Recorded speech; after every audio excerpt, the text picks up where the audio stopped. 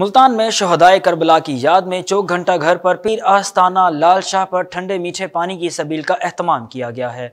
इस हवाले से हमारे साथ मौजूद हैं हमारे नुमाइंदे हारून ताहिर।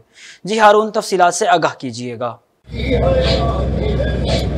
आज बिल्कुल यौम अशूरा करबला के शहीदों की याद में और उन प्यासों की याद में जो है मुल्तान भर में, क्या मुल्क भर में जो है अज़ादारान हुसैन की जानिब से गमे हुसैन मनाते हुए सबीलों का जो है एहतमाम किया गया है, जहाँ पर आते जाते मुसाफिरों को और हर आम व ख़ास को जो है वो पानी पिलाया जाता है। और ये सिर्फ फ़कत सवाब के साथ साथ जो है जो गमे हुसैन मनाते हैं अज़ादारान हुसैन, वो इस याद में मनाते हैं कि जिस तरह से करबला में जो है प्यासों के लिए पानी बंद किया गया और कई दिनों तक जो उन्हें प्यासों से जो है वो प्यासा रखा गया और पानी जो है यजीद की जानिब से बंद कर दिया गया, तो उसी की याद में जो है सबील लगाई जाती है। और इस वक्त मैं मौजूद हूँ हुसैना आगाई बाज़ार घंटा घर चौक के पास और आस्ताना पीर लाल शाह के ज़ेर तमाम जो है यहाँ पर जो है वो सबील का इंतज़ाम किया गया है। और ये सबील जो है वो विरासती सबील है जो कई दहाइयों से जो है वो लगी आ रही है हर मुहर्रमुल हराम में। और हमारे साथ जो है इंतज़ामिया के जो है लोग मौजूद हैं जो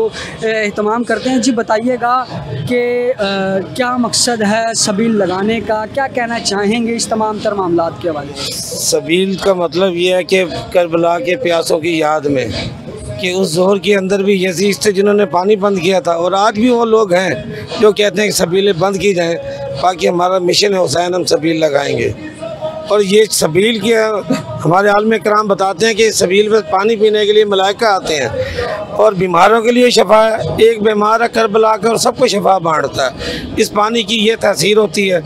हकीकत में मकसद ये होता है सब लोगों को बताना कि अशूरे में क्या हुआ था और किन्होंने कितनी तकलीफ़ें कट के हमें इस्लाम दिया था।